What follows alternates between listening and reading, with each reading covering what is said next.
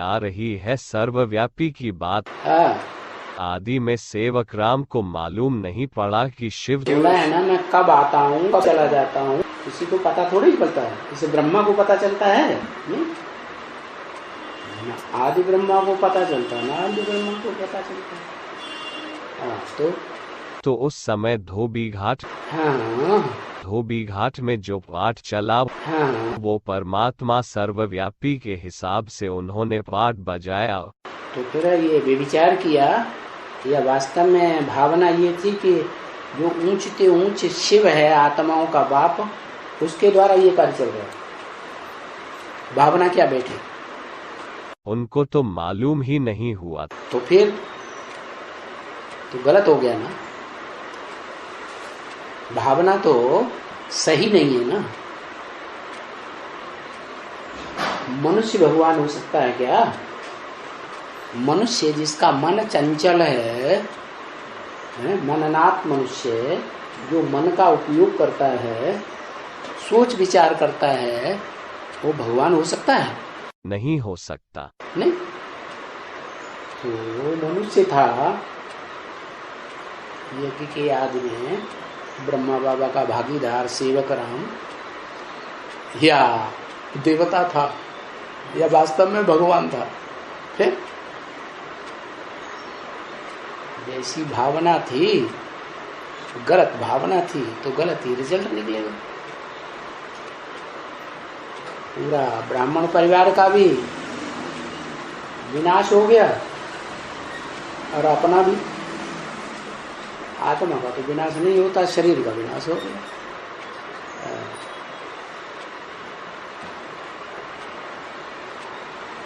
फिर बाप तो अंत तक सच्चे रहते हैं ना, जो अव्वल नंबर पाठधारी है। अंत तक का मतलब जब तक शिव प्रवेश करे तब तक। शिव ने प्रवेश किया तो प्रवेश करने से दोनों उस समय विष्णु रूप थे, आदि में भी थे, और जब प्रवेश किया तो अंत में विष्णु रूप थे। पति पत्नी में झगड़ा नहीं होता था जैसे आज की दुनिया में हर घर में झगड़ा हो रहा है। संकल्पों का युद्ध होता है, दृष्टि का युद्ध होता है, लाल लाल आंखें दिखाते हैं, वाचा का युद्ध होता है, कर्मेंद्रियों का युद्ध होता है। ऐसे उन दोनों के बीच कोई प्रकार का युद्ध नहीं था। ये तो सहयोग करने वाली 100% सात्विक आत्मा का पाठ बजाने वाली थी, अब विचारिणी।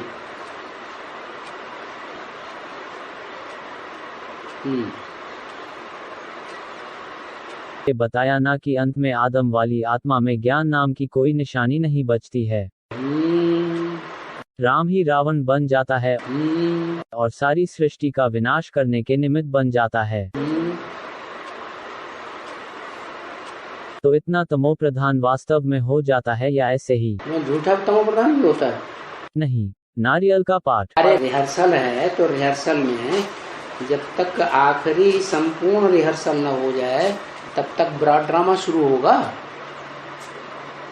तो रिहर्सल होगी तो पहले सात्विक, बाद में तामसी। दुनिया की हर रिहर्सल भी सात्विक से तामसी। रिहर्सल भी 4 अवस्थाओं से गुजरेगी या नहीं गुजरेगी? गुजरेगी।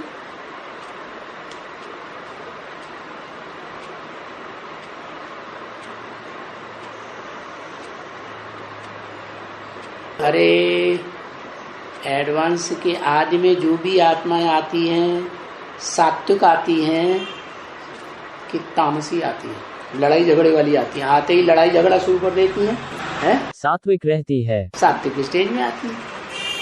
आदि होती है आत्माओं की सात्विक स्टेज में, और अभी अंत में देखो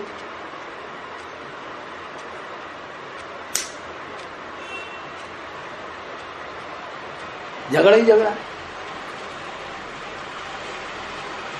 चाहे वो बीज रूप आत्माओं की दुनिया हो, चाहे षष्ठी वृक्ष की जड़ों के रूप में आधारभूत आत्माओं की दुनिया हो, चाहे बाहर की 500-700 करोड़ की दुनिया, सबका यही है। पहले सतो प्रधान पाठ बजाती है आत्माएं, फिर जन्म लेते लेते जन्म जन्मांतर अंत में तामसी पाठ बजाती।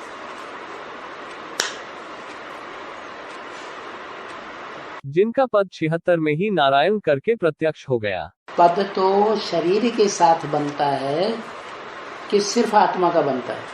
शरीर के साथ बनता है। तो शरीर तो है नहीं, वो तो आत्मा सात्विक रूप में डिक्लेयर हो गई कि षष्ठी रूपी रंगमंच पर कौन सी आत्माएं हैं जो सबसे श्रेष्ठ पद पाने वाली हैं? लक्ष्मी नारायण। लक्ष्मी नारायण, तो उनका जन्म हो गया। जन्म होना माने प्रत्यक्षता रूपी जन्म हुआ, आत्माओं की प्रत्यक्षता हो गई। बाकी शरीर थोड़े ही कहेंगे कि सात्विक बन गया। तो शरीर तामसी था या सात्विक हो गया था? तामसी। तामसी था। और एक बात है, संगम युगी स्वर्ग का पाठ चलता है। कब? संगम युग में ही चलता है। कब? लास्ट में। लास्ट में कब? कंप्लीट कब होता है? 2028 के बाद। 28 में कंप्लीट हो जाता है? 2028 के आसपास है। 2028 के आसपास शुरुआत होती है। आसपास आसपास कंप्लीट हो जाता है। फिर दुनिया में वो जो 28 के बाद स्वर्ग की स्टेज में अनुभव करते हैं, उनका शरीर नहीं छूटेगा? है? छूटेगा। फिर शरीर है तो कर्मेंद्रियां भी हैं, कर्मेंद्रियां हैं, ज्ञानेंद्रियां हैं, तो उनको कंट्रोल करने वाला मन भी है। शरीर छोड़ेंगे कि नहीं छोड़ेंगे? है? हाँ, चतुर्थ विशुद्धि छोड़ेंगे। लेकिन आत्मिक स्टेज में जो शरीर छोड़ेंगे वो आत्मा सुख में रहेगी। वो उनके शरीर का ध्वंस एटॉमिक एनर्जी से नहीं होगा। ऐसे नहीं कि मकान गिरे भूकंप में और वो दब के मर जाए हाय हाय करते करते। हाँ? तो संगम युगी स्वर्ग का वो श्रेष्ठ से श्रेष्ठ पाठ बजाती है, एकदम इतना तमो प्रधान पाठ बजाते हैं क्या? कौन? जो अव्वल पाठधारी। बन जाएगा नहीं। शूटिंग पीरियड में तामसी स्टेज नहीं आती है? आती है। शूटिंग पीरियड दुनिया की हर चीज 4 अवस्थाओं से पसार होती है। पहले सत्व प्रधान, फिर रजो प्रधान, फिर तमो प्रधान। तो पाठ जो है वो नारियल का पाठ रहेगा ना, वास्तविक तो नहीं है। नारियल का पार्ट शुरुआत में नारियल का पार्ट है कि अंत में नारियल का पार्ट है? अंत में। अरे नारियल भी तो धार से फोड़ा जाता है ना, है? फिर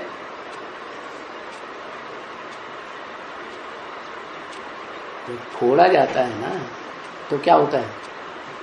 है? फटता है। फटता है तो अच्छी चीज निकलती है ना, ऐसे ही है। अभी 2018 के बाद फिर दाढ़ होगा।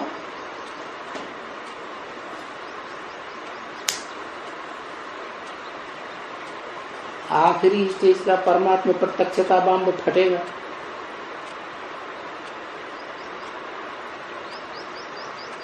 तो नारियल पूरा अर्पण होगा कि नहीं? है? होगा। है?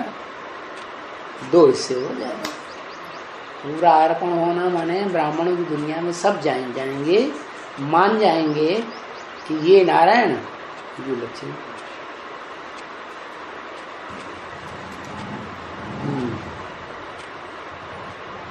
आज ये बताया ना कि जगदम्बा जो है वो क्या मतलब माया की ही मत पर चलते हैं ना।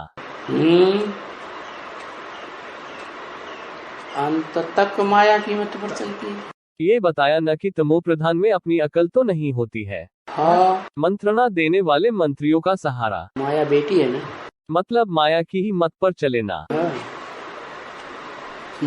और माया जानबूझकर उनको उल्टा रास्ता ही बताएगी। आजकल के मंत्री नहीं उल्टा रास्ता चला रहे हैं। चलो, मोदी अच्छे स्वभाव के हो सकते हैं, अटल बिहारी अच्छे स्वभाव के हो सकते हैं, बाकी उनके सहयोगी कैसे थे? भ्रष्टाचारी निकले कि नहीं? उनके भ्रष्टाचार डिक्लेयर हुए दुनिया में कि नहीं हुए? ऐसे ही यहाँ भी। मतलब जगदम्बा है वो पाठ तो अच्छा बजाती है, लेकिन उनको मंत्रणा देने वाले सब ऐसे ही निकलेंगे। वाले ऐसे ही निकलेंगे तो राजा बेवकूफ नहीं बनेगा। तो इसलिए जब मंत्रणा देने वाले गलत मंत्रणा दे रहे हैं तो राजा कैसा बनेगा? गए फिर वही निमित्त बनती है ना पतन का। है मनुष्य मत से दुर्गति, श्री मत से सदगति। सदगति वो पहचानती ही नहीं है। किसको? श्रेष्ठ ते श्रेष्ठ पाठधारी ब्राह्मणों की दुनिया में कौन ब्राह्मण है? जगदम्बा नहीं पहचानती है। कौन है अव्वल नंबर का ब्राह्मण? जगत पिता को नहीं पहचानती है क्या? जगत पिता, जगत पिता की आत्मा को पहचानती है? शरीर याद आता है कि आत्मा याद आती है? शरीर याद आता है। फिर शरीर से सुख लिया है तो शरीर याद आता है। आत्मा तो श्रेष्ठ मानती है ब्रह्मा बाबा को। कृष्ण कन्हैया लाल की जय। अम्मा किसके पीछे भागेगी? है बच्चे के पीछे। बच्चे के पीछे भागेगी।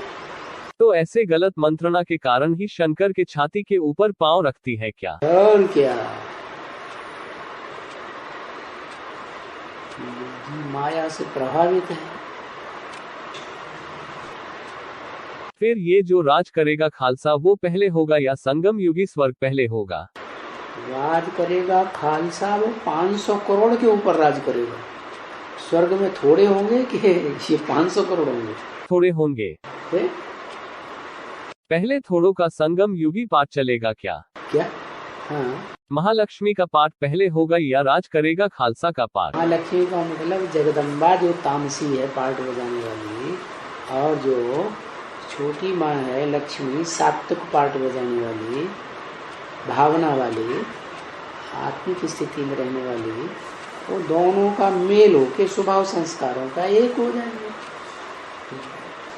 तो वो पहले होगा या राज करेगा खालसा पहले? अरे राज करेगा खालसा किसके ऊपर राज करेगा? नरक के ऊपर या स्वर्ग के ऊपर? नरक के ऊपर। फिर प्रश्न कहाँ पैदा होता है?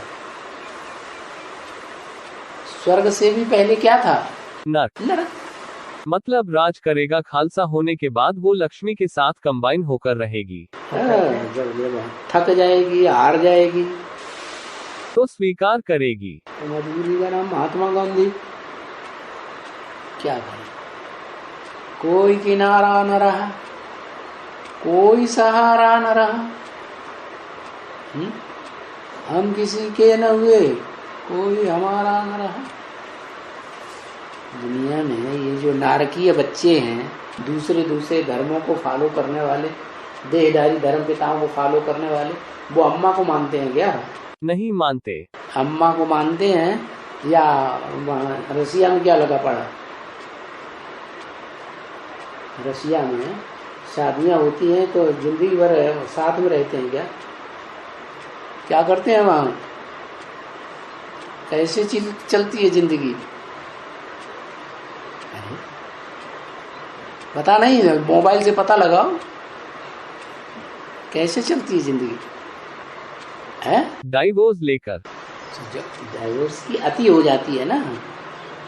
डाइवोर्स की अति क्या है? वहां तो सारी संपत्ति न पति की है न पत्नी की है। किसकी है? हैं? सरकार की, राष्ट्र की संपत्ति है सारी। बच्चा पैदा हो किसकी संपत्ति है? बच्चा है? अभी तो वो जब था तब, अब तो बेकार हो गए, अब तो और डिवाइड हो गए। अब तो सब तरह के हैं। अब तो महाशक्ति अमेरिका हो गई। United we stand, divided we fall. फिर भी तो अलग अलग राज्यों में बट गया ना। तो कोई राज्य तो ऐसा होगा जहां सारी संपत्ति जो है वो राष्ट्र की मानते होंगे। बच्चा भी राष्ट्र का तो बच्ची भी राष्ट्र की है। पता नहीं तो पता लगाओ। मोबाइल हाथ में आ गया तो कहते हैं दुनिया मेरी मुट्ठी में। लगाओ पता। रशिया के सभी देशों में एक ही जैसा चल रहा है, या जैसे भारत में नास्तिकवाद बढ़ता चला जा रहा है। अभी तो आर्य समाजियों का प्रभाव था। कम से कम निराकार को तो भगवान तो मानते थे। अब तो बिल्कुल ही नास्तिकवाद आता जा रहा है। निराकार भी भगवान नहीं, साकार भी भगवान नहीं, भगवान नाम की चीज नहीं, नाम निशान नहीं, स्वर्ग का नाम निशान नहीं, आत्मा का नाम निशान नहीं। जिस देश में ऐसी व्यवस्था होगी कि बच्चा पैदा हुआ वो भी राष्ट्र का, राष्ट्र संभालेगा, तो ले जा करके वो उसे शिशु गृह में डाल, क्या जहाँ बच्चा पैदाइश होता है क्या कहते हैं उसको, नर्सिंग होम में डाल देते हैं। थोड़ा बड़ा हुआ नर्सिंग होम में से निकाल करके शिशु गृह में डाल दिया, केजी फेजी पढ़ो, वहां से निकाला प्राइमरी स्कूल में डाल दिया, वहां से निकाला ऊंची क्लासेस में डाल दिया, फिर वहां से निकाला ट्रेनिंग स्कूल में डाल दिया, फिर वहां से निकाला नौकरी में डाल दिया। देश की सेवा करो। अब उस बच्चे को अपनी अम्मा का पता है, वो परिवार के साथ रहते नहीं है, पता लगाओ ना। हम जिस देश की बात कर रहे हैं उसकी बात करो। सारी संपत्ति राष्ट्र की, किसी की इंडिविजुअल संपत्ति नहीं, इंडिविजुअल कोई संपत्ति किसी की नहीं। जो बच्चा पैदा हुआ उसको अपनी अम्मा का पता रहेगा है? बच्चा 16-17 साल का हुआ और अम्मा 32 साल की है, बहुत सुंदर है, कनेक्शन में आ गई कहीं ऑफिस में, तो क्या हाल होगा? अम्मा को जानता है? जानता है? नहीं जानता है। चलो है तो पूछो, नहीं है तो बंद करो। दक्षिण भारत में कई ऐसे मंदिर हैं जिन्हें देखने से प्रतीत होता है कि वहाँ की टेक्नोलॉजी उच्च थी, और जैसे उसी का अनुसरण पूरे भारत ने किया हो। श्वेतांबर जैन मंदिर देखो, दिगंबर जैन मंदिर देखो, ऐसे कैसे कि दक्षिण भारत में ही है? हाँ, ये दक्षिण भारत जो है वो ऊपर से जो आत्माएं आती हैं अपने धर्म की पक्की, तो वो आधार मूर्त आत्माएं भारत की हैं, तो आधार मूर्त आत्माएं प्रभावित होकर के फिर दक्षिण भारत की बन गई, और दक्षिण भारत विदेशी बन गया। नॉर्थ इंडिया वालों से साउथ इंडिया वालों ने नकल किया है वो, और वो भी इसलिए कि जो ऊपर से आत्माएं नई नई आती हैं द्वापर कलयुग में, वो आधार लेती हैं देवी देवताओं का, और देवी देवताएं जो है वो ज्यादा प्रभावित होकर के फिर इंडिया के हैं, वो इंडियन से उनका कनेक्शन रहता है, इंडिया में आना जाना रहता है, तो वो यहाँ ज्यादा प्रभाव पड़ गया इंडिया में। गुजरात में सोमनाथ मंदिर है। गुजरात जो है उसको साउथ इंडिया नहीं कहा जा सकता, वो नॉर्थ इंडिया में ही है। पुराने मंदिर जो है वो तो क्या नाम, वाराणसी, अयोध्या और ये क्या नाम, ये मथुरा है। यहाँ सबसे पुरानी चीज मिल रही है। उसके बाद फिर ये गुजरात में आया है, ये इधर आया है क्या नाम, दिलवाड़ा मंदिर में राजस्थान में आया है, फिर उसके बाद दक्षिण भारत में हुआ है। उससे पहले की जो तकनीक थी वो तो मध्य भारत में थी, मध्य भारत से भी पहले नॉर्थ इंडिया में थी। 11 से 1000 वर्ष पहले का है, बनाया भीमदेव ने बनवाया था, काट के बनाया।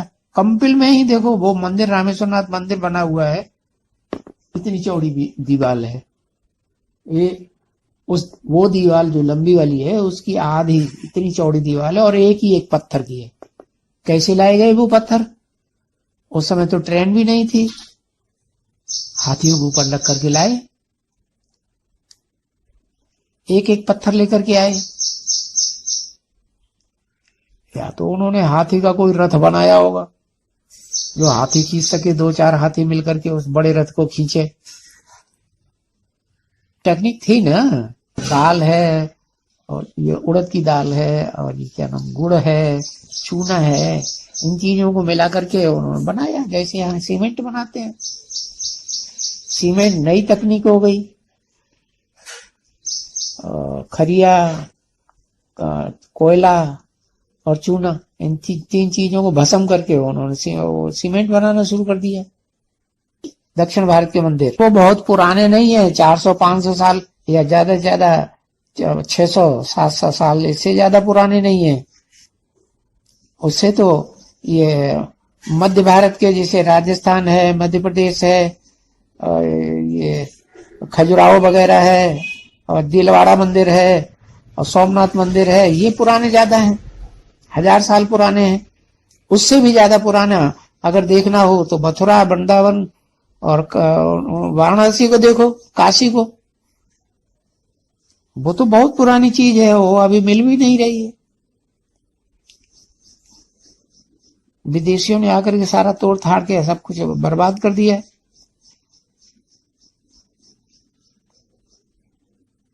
नॉर्थ इंडिया की सभ्यता सबसे पुरानी है।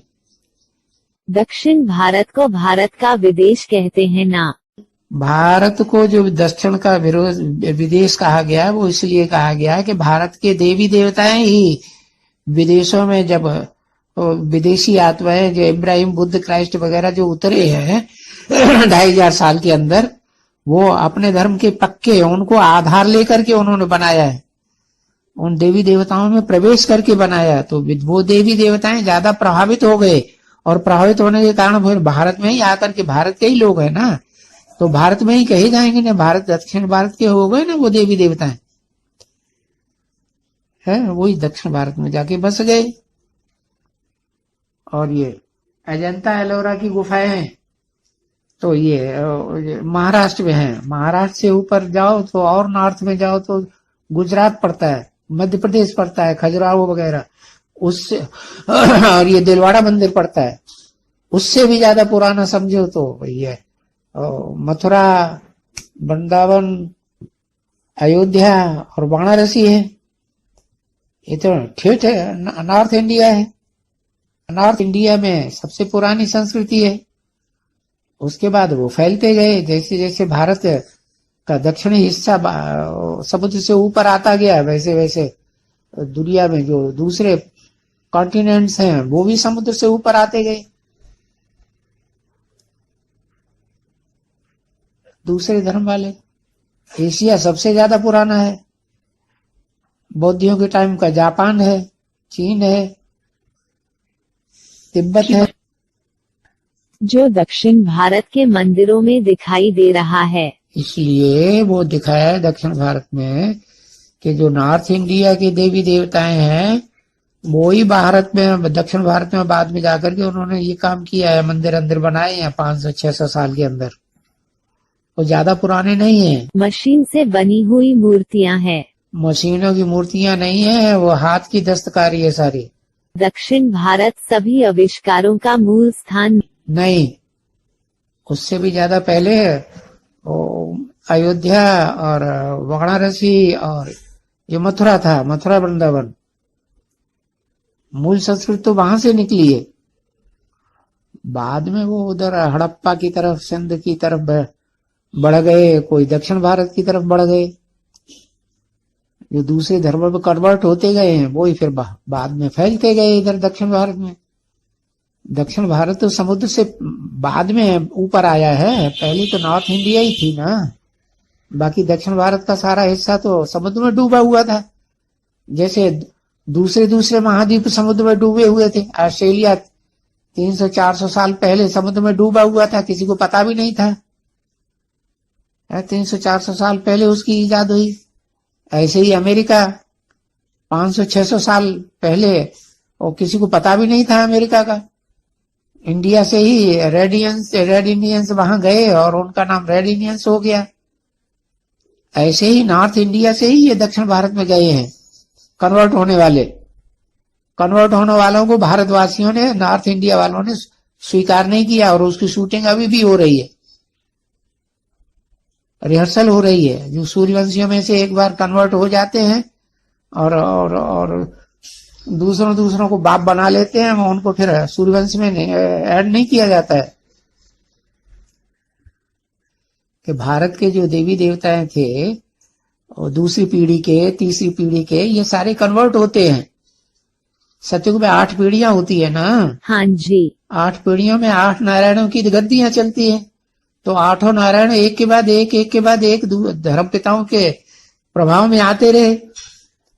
दूसरी पीढ़ी का नारायण जो है इस्लाम धर्म के प्रभाव में आ गया। तीसरी पीढ़ी का नारायण बौद्ध धर्म के प्रभाव में आ गया। चौथी धर्म का नारायण क्रिश्चियन धर्म के प्रभाव में आ गया। इसके बाद फिर तो ये जो कलयुग के धर्म पिता आते हैं, वो इन चारों मुख्य धर्मों के सहयोगी बन जाते हैं। जैसे इस्लाम धर्म का सहयोगी धर्म ये मुस्लिम धर्म बना, बौद्ध धर्म का सहयोगी हीनयान बन गया, हीनयान महायान दो भागों में बट गया। ऐसे क्रिश्चियंस का रोमन कैथोलिक और ये क्या नाम दो हिस्से बट गए, अमेरिका वाले अलग हो गए, रशिया वाले अलग हो गए। पहले आपस में एक दूसरे के सहयोगी थे, बाद में विरोधी हो गए। ऐसे ही है जैसे ब्रह्मा कुमारियों में से पीवी के निकल गए। अब पीवी केस में भी ढेर सारी पार्टियां अलग अलग हो रही हैं, अलग अलग धर्मों की बीज रूप आत्माएं साबित होंगी। तो जो जो दूसरे धर्मों में कन्वर्ट होते जाते हैं उनको फिर स्वीकार थोड़े किया जाता है उस लेवल में। जो अतीन्द्रिय सुख भोगने वाले हैं वो अतीन्द्रिय सुख भोगते हैं, नीचे गिर गए तो फिर वो जाकर के वो इंद्रियों का सुख भोगना शुरू किया। पहले ज्ञान इंद्रिय, ऊंच से ऊंच इंद्रिय है आंखों का सुख भोगने वाला पहला नारायण, फिर उतरती कला में गिरते जाते हैं। अच्छा, है जी। त्रेता युग में आकर के बाहुपास में बंधने लगे, देवान और नीचे उतर गया। तो ऐसे ही नॉर्थ इंडिया से मध्य भारत में आए, मध्य भारत से फिर ये दक्षिण भारत में उतर गए। ये तो बाद वाले हैं ना। नॉर्थ इंडिया जो है वो जम्बू द्वीप था, वो पुराना हिस्सा है, बहुत प्राचीन है। उसके बाद मध्य भारत, उसके बाद फिर दक्षिण भारत समुद्र से ऊपर आया। अभी अभी ऐसे ही जैसे हुआ है वैसे ही फिर डूबना शुरू कर देंगे। बंबई पहले डूबेगी, समुद्र के किनारे किनारे के जो भी शहर हैं वो पहले डूबेंगे, फिर दक्षिण भारत सारा ही डूब जाएगा।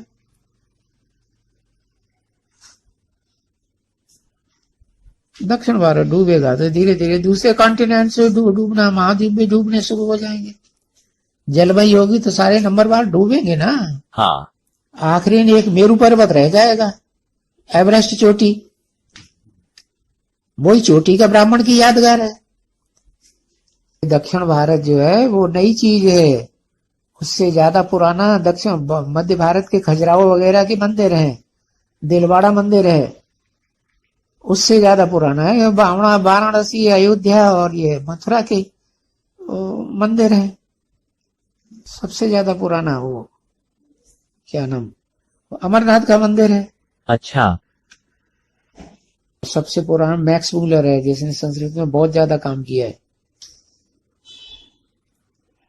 अब क्योंकि वो ऊपर से आने वाली नई नई आत्माएं हैं, उनका बुद्धि ज्यादा तीखी होती है, सात्विक होती है, तो उसमें अच्छा काम किया हुआ उन्होंने। भारतवासी दकियानुसी हो गए, अंधश्रद्धालु है, तो उनकी बातों को नहीं मानते, मानने के लिए तैयार नहीं हो रहे हैं। अरे दिमाग लड़ाओ तो तुम्हें पता चलेगा कि उन्होंने रिसर्च तो अच्छी की है, लेकिन इतनी अच्छी रिसर्च नहीं की है कि वो ऋषि मुनियों की बातों को बिल्कुल काट के रख दे, जैसे नास्तिकवाद खड़ा कर दिया है सारी दुनिया में, प्रजातंत्र सरकार बना के रख दी। कहाँ गीता का राजयोग, राजा बनाने वाला, और कहाँ इन्होंने सबको नौकर बना दिया सारी दुनिया को। इनकी पढ़ाई ऊंची है या गीता का राजयोग ज्यादा ऊंचा, वो पढ़ाई ऊंची। गीता का राजयोग ज्यादा ऊंचा। गीतापति भगवान ने जो कुछ बताया वो तो कोई बता ही नहीं सकता, वो तो सबसे पुरानी चीज है और उसकी हिस्ट्री भी नहीं मिल रही। हिस्ट्री तो मनुष्यों के पास बहुत लिमिटेड है, क्षणभंगुर हिस्ट्री है 2500 साल की। शिव बाबा की तो जो हिस्ट्री है बहुत कल्प कल्प की पुरानी, कितनी चतुर्युगी बीत गई। ये तो सभी के लिए बहुत बड़ी बात हो सकती है। बड़ी बात इसलिए लगती है कि सनातन धर्म वालों ने जो भी मैटर इकट्ठा किया हुआ है शास्त्रों से, वो शास्त्रों में दाढ़ी मूछ वाले ऋषि मुनि हुए हैं जो भिखारी थे। भिखारियों को दाढ़ी मूछ होती है, देवताओं को दाढ़ी मूछ नहीं होती है। जो देवताएं थे ज्यादा पवित्र बुद्धि थे, उनकी जो टेक्निक थी वो तो ऋषि मुनियों के पास टेक्निक आ ही नहीं पाई। उन्होंने तो अंगूठे में चला आत्मा बता दी, स्थूलता में आ गए। देवताएं तो ज्यादा सूक्ष्म स्टेज में रहते थे, अपने को आत्म ज्योति बिंदु के रूप में देखते थे, दूसरों को भी देखते थे। ये टेक्निक शिव बाबा ने सिखाई थी पुरुषोत्तम संगम युग में, कलयुग के अंत में और सतयुग के आदि में।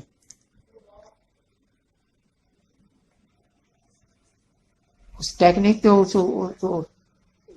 उस विज्ञान को तो आज के वैज्ञानिक पहुंच ही नहीं सकते। बहुत क्षणभंगुर सुख देने वाली है ये आज की विज्ञान। कहाँ अतीन्द्रिय सुख, लगातार 2500 साल का सुखी सुख, और कहाँ ये क्षणभंगुर सुख रह गया, दैहिक सुख, उसी में मस्त हो रहे हैं। अपने को बड़ा भारी समझ रहे हैं कि हम बड़े विद्वान पंडिताचार्य, बड़े होशियार बन गए। सही बात है। इस बात पे विचार करना चाहिए कि ज्योति बिंदु को भ्रकुटी के मध्य में याद करेंगे तो बुद्धि सूक्ष्म बनेगी, और स्थूल चीजों को याद करेंगे, स्थूल यंत्रों को याद करते रहेंगे तो बुद्धि स्थूल बनेगी। देहधारियों की रची हुई रचना को ज्यादा महत्व दे रहा है, और जो निराकार है उस निराकार ने आकर के जो इस षष्ठी सुख की षष्ठी 2500 साल की रची, उस पर ध्यान नहीं दिया जा रहा है। ये पब्लिक जो है, जो जनरल पब्लिक है सभी देशों की, वो तो सपोर्ट करेगी ईश्वरीय ज्ञान को। जनता जनार्दन, अर्दन माने आवाज, जन जन की आवाज सारी तरफ दुनिया में फैलेगी, लेकिन मुट्ठी भर लोगों के हाथ में जो सत्ता आई हुई है उनकी बात फैलेगी।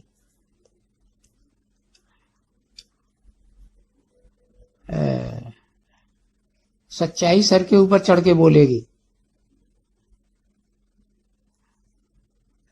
यूट्यूब में बंद भी कर देंगे तो भी सर के ऊपर चढ़ के बोलेगी, जनता के लोगों के द्वारा। बाबा के ज्ञान के आधार पर ही सारी प्रत्यक्षता होनी है। बाबा का ज्ञान ही शास्त्रों के आधार पर टैली करके दिखाना पड़ेगा। उसमें शास्त्रों में सारी बातें नहीं सच्ची है, कुछ बातें सच्ची हैं, कुछ बातें झूठी हैं। उनका अर्थ है, उनका गुह्यार्थ नहीं निकाल पाया है।